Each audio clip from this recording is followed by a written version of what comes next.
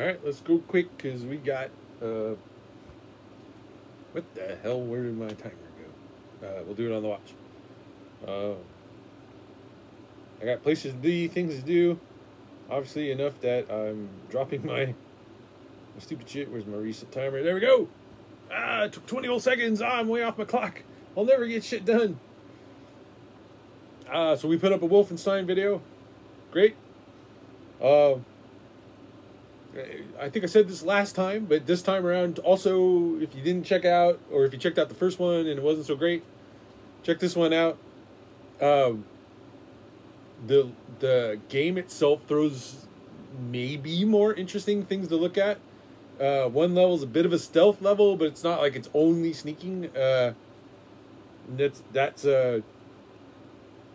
better. Those early levels, I appreciate the homage nature, but and then we have a level that could almost be out of like a James Bond movie or something, where you break into like a rocket test base and disable the rocket, blah blah blah, and then break out again, and it's got some action and it's got some actual like, this is what you're doing level stuff, instead of like, get through the castle. It's filled with guys that die when you shoot them.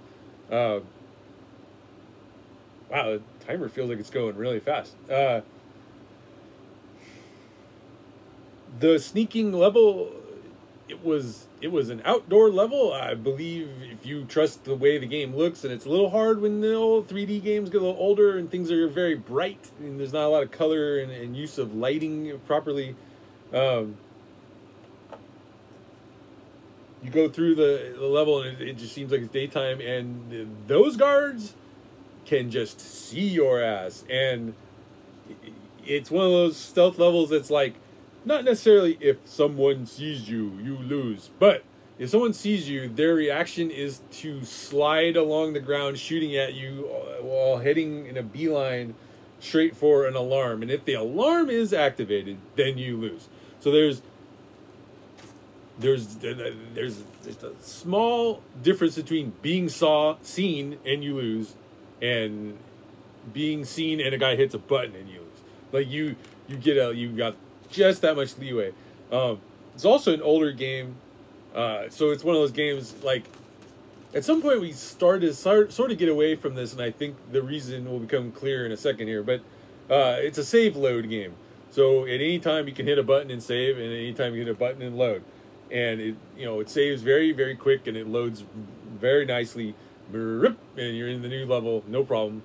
Especially if you're in the level already, I think it just kind of like recreates you in the right spot. But you can save a game while you're in a position that the AI is actively doing the thing that will make you lose. So I don't know that you could necessarily save while like a bullet's coming for your head and you're like, save, and then every time you load, it's like, blah, and you die. But it's something like that, in that the guy's like, I'm running for the button, and you save, and then when you load, he's like, da da da, bip, and hits the button, or like he's literally like pressing it.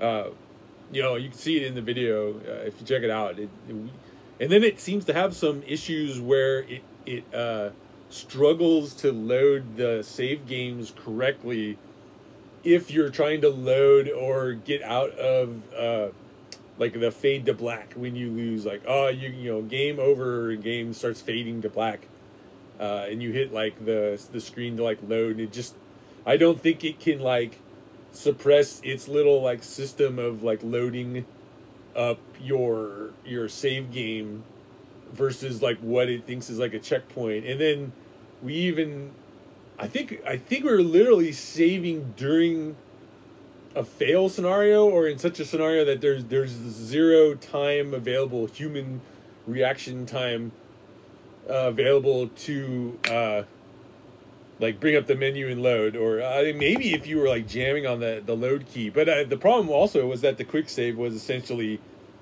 there was no value to it. It's not like we could load the quick save and then immediately shoot the guy. We were in a position where we couldn't really do anything about the fact that we'd gotten caught and the guy was like running far away behind cover to a spot that we couldn't do anything about. So you can see us like puzzle our way through that live.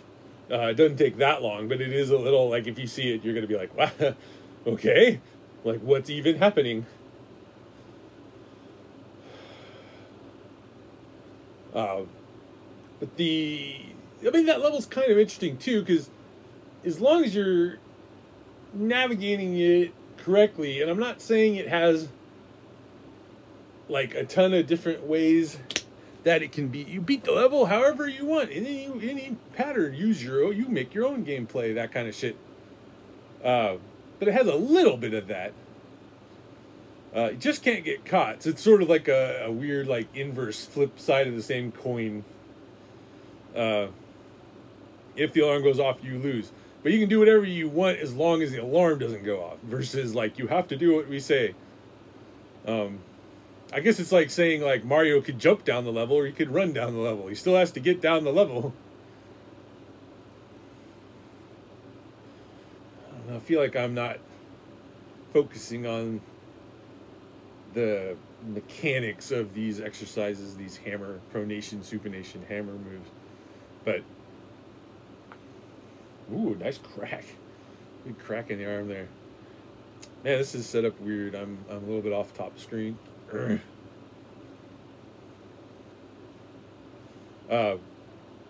yeah, there's a mechanic where you're trying to also get to the end of the level, jump in the back of a truck, and it drives you into the, like, German base.